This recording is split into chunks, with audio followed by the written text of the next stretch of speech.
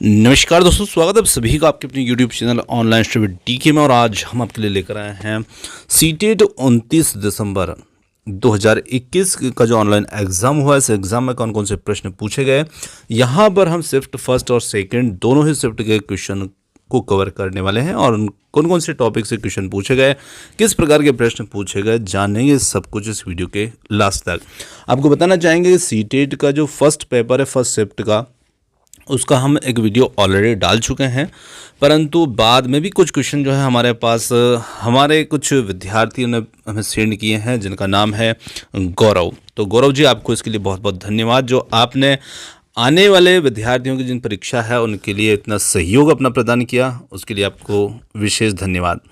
तो यहाँ पर हम फर्स्ट शिफ्ट के कुछ क्वेश्चन जो उन्होंने बाद में हमें सेंड किए हैं, तो वो क्वेश्चन भी देखेंगे और साथ ही साथ हम सेकंड शिफ्ट के क्वेश्चन भी देखने वाले हैं, जहाँ पर आपको हिंदी, गणित विज्ञान, सामाजिक विज्ञान, बाल विकास सभी टॉपिक से क्वेश्चन जो हैं वो देखने को मिलने वाले हैं। तो आइए पहले जो उन्होंने फर्स्ट शिफ्ट के कुछ क्वेश्चन सेंड किए हैं तो उन क्वेश्चनों को हम देख लेते हैं, उसके बाद हम चलते हैं सेकंड शिफ्ट के क्वेश्चनों पर। तो फर्स्ट शिफ्ट में इन्होंने क्वेश्चन जो पहुंचाए हैं, जैसे शिशु सीडीपी के अंदर प्रश्न था, शिशु सबसे पहले क्या करता है, यानी कि बबलाना, कलकलाना, और भी कुछ विकल्प थे, तो इन्होंने कुछ ही विकल्प यहाँ पर दिए हैं, जैसे कि बबलाना और कलकलाना। तो इस प्रकार का प्रश्न जो था ये भी फर्स्ट शिफ्ट में सीडीपी के अंदर देखने को मिला है। इसी प्रकार से भाषा की दृष्टि से सबसे छोटी इकाई या अर्थ से छोटा कुछ इस प्रकार का प्रश्न था, जिसमें रूपम, स्वनिम आदि जो थे ये विकल्प के रूप में इसमें थे। और एक प्रश्न इस प्रकार का था कि जैसे गणित के अंदर कि 2 का योग करने पर योगफल 17 आता है, तो यह कौन सा प्रश्न होगा, यानी कि बंद अंत वाला या फिर मुक्त अंत वाला, इस प्रकार का प्रश्न पूछा गया था। और इसी के साथ बात करें तो संस्कृत के अंदर जो है सर्प से संबंधित एक गद्यांश से पूछा गया था और उसी के प्रश्न वगैरह जो है पूछे गए थे। आगे हम बात करें तो संख्याओं से संबंधित स्थानीय मान और अंकित मानों के योगफल से, जैसे इस प्रकार से एक संख्या दे दी है और एक संख्या यह दे दी है, इसके स्थानीय किसी भी एक अंक का स्थानीय मान और उसके अंकित मानों का योग पूछा गया था। इस प्रकार का प्रश्न भी गणित के अंदर देखने को मिला है। पठन वैफल्य जो होता है, पठन विकार से संबंधित डिस्लेक्सिया से लगातार ही प्रश्न जो है वो देखने को मिल रहा है और हर दिन हर शिफ्ट में ये कहीं ना कहीं आ ही जा रहा है। आगे जो प्रश्न था वो इस प्रकार से था, फ्रिज में ज़्यादा दिन तो खाना रखने से क्या होगा, इस प्रकार से संबंधित प्रश्न पूछा गया था कि वो खराब होगा, नहीं होगा, क्या होगा, इस प्रकार से संबंधित उसमें कुछ विकल्प रखे गए थे। वान हिले से संबंधित जो प्रश्न है गणित के अंदर हमेशा ही देखने को मिल रहा है फर्स्ट शिफ्ट के अंदर। और अधिगम कौशल से संबंधित में हम चीज़ें कैसे बनाते हैं, इससे संबंधित भी प्रश्न जो है देखने को मिला है। ब्रह्मपुत्र नदी जो है किन राज्यों से होकर के बहती, कहाँ से शुरुआत होती है या कहाँ पर खत्म होती है, इस प्रकार का प्रश्न भी पूछा गया है। और भारतीय में कौन सा प्रत्यय, हिंदी के अंदर जो गद्यांश था उसमें कोई प्रश्न था, भारतीय में कौन सा प्रत्यय है, और स्वदेश का विलोम शब्द पूछा गया था। तो इस प्रकार से प्रश्न जो थे ये फर्स्ट शिफ्ट के कुछ प्रश्न थे जो बाद में हमें प्राप्त हुए थे। और आप फर्स्ट वीडियो को भी देख सकते हैं, उसमें आपको डिटेल से कुछ प्रश्न 50 प्रश्न मिल जाएंगे। आगे हम बात करते हैं यहाँ पर सीटेट 29 दिसंबर 2021 और पेपर 2 जिसमें जो प्रश्न पूछे गए थे, तो यहाँ पर हम बात करते हैं बाल विकास, मैथ साइंस और सामाजिक विज्ञान, हिंदी, संस्कृत आदि सभी की। तो सबसे पहले यहाँ पर आते हैं हम बाल विकास के अंतर्गत। तो बाल विकास में लगातार कोहलबर्ग का जो नैतिक विकास का सिद्धांत है उससे हर दिन प्रश्न आ रहा है, तो आप इस सिद्धांत को बहुत अच्छे से कंप्लीट करके जाइएगा यदि आपकी एग्जाम अभी शेष है। तो इसके साथ में राष्ट्रीय शिक्षा नीति जो 2020 है इससे संबंधित प्रश्न भी पूछा गया था। और जीन पियाजे का सिद्धांत है उसमें जो आत्मसातकरण स्कीमा से संबंधित है प्रश्न, तो ये प्रश्न भी इसमें देखने को मिला है। आगे हम बात करें तो इसमें सामाजिक रचनावादी जो कक्षा होती है उस कक्षा की क्या विशेषताएं होती है, इस प्रकार का प्रश्न भी देखने को मिला है। अधिगम का वह स्तर जिसमें छात्र नकल करके सीखता है उसे हम क्या कहते हैं, इस प्रकार का प्रश्न पूछा गया। तो बहुत ही सिंपल सा प्रश्न है ना, अनुकरण हम उसे कहते हैं। आगे यदि हम देखें तो जीन पियाजे के संज्ञानात्मक विकास में कौन सा तत्व विकास के लिए आवश्यक है, ये प्रश्न भी इसमें देखने को मिला है। लेकिन जीन पियाजे से संबंधित आपको 2 प्रश्न यहाँ पर देखने को मिल गए हैं।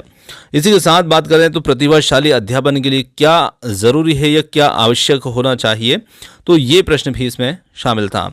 कौन सा संवेग विद्यार्थियों को सीखने पर बल देता है, ये भी प्रश्न जो है देखने को मिला है। इसी के साथ में जब एक बालक स्कूल में अच्छा प्रदर्शन नहीं कर रहा तो शिक्षक को क्या करना चाहिए? बहुत अच्छा प्रश्न है। और अगले प्रश्न की बात करें तो विद्यार्थियों को अधिगम के प्रति प्रेरित करने के लिए किस प्रकार बढ़ावा दिया जाना चाहिए? यानी कि विद्यार्थियों को हमें अधिगम की ओर प्रेरित करना है तो हम किस प्रकार से उन्हें प्रेरित कर सकते हैं, किस प्रकार से बढ़ावा दे सकते हैं?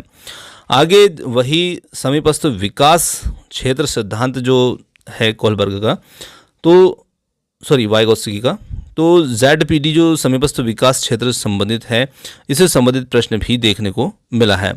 प्रतिभाशाली बालक के अभिलक्षण से संबंधित प्रश्न जो है ये देखने को मिला है। चॉम्स्की के भाषा अर्जन से संबंधित प्रश्न भी देखने को मिला है। और इसी के साथ बात करें तो इसमें कुछ प्रश्न जो है अभिकथन निष्कर्ष वाले प्रश्न भी देखने को मिले हैं। और अगला प्रश्न जो था वो था कौन सी स्थिति पाड़ का उदाहरण है? यानी कुछ विकल्प रखे गए थे और उसमें पूछा था कौन सी स्थिति पाड़ का उदाहरण है। सुविधाहीन बालक से संबंधित या उससे बालक की कुछ विशेषताओं से संबंधित प्रश्न भी देखने को मिला है। आगे हम बात करें गणित और विज्ञान की, तो गणित विज्ञान में विटामिन से प्रश्न लगातार ही हर शिफ्ट में आ रहे हैं, हर दिन आ रहे हैं मैथ साइंस वाले टॉपिक में। और बेलन है, त्रिभुज है, आयत है, वर्ग है, घन है, ये सब रेगुलर ही इनसे प्रश्न देखने को मिल रहे हैं।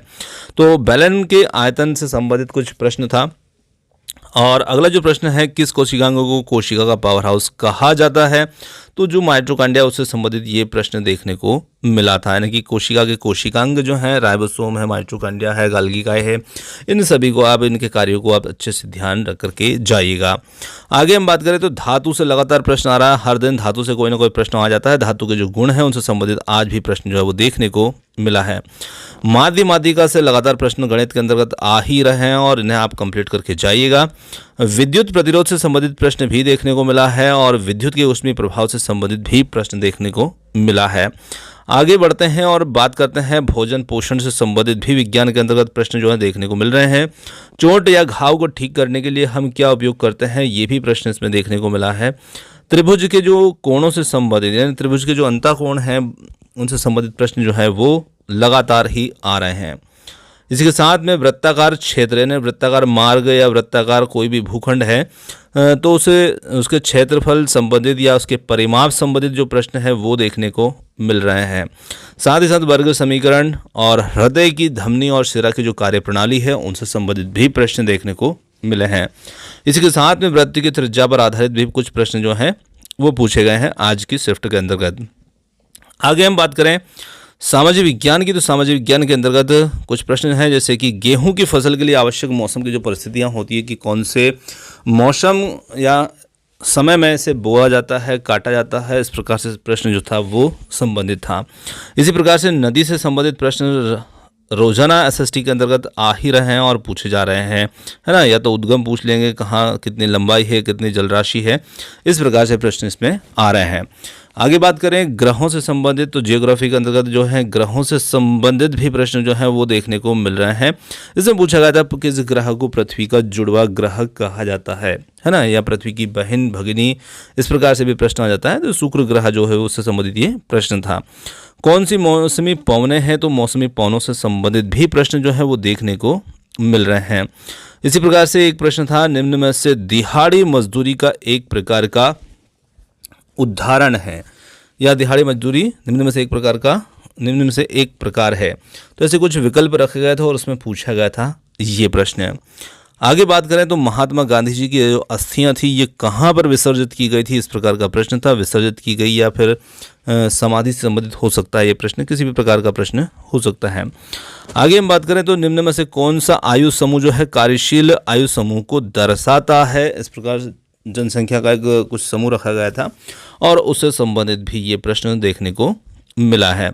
और इसी के साथ में बात करें हिंदी के अंदर, तो हिंदी के अंदर वही आपके जो गद्यांश पद्यांश हैं वो आ रहे हैं, उसमें कुछ विलोम शब्द आ रहे हैं, तो कुछ समानार्थी शब्द पूछे जा रहे हैं और बाकी कुछ छोटे मोटे उसमें अलंकार, कारक, समास, प्रत्यय वगैरह पूछ लिए जाते हैं।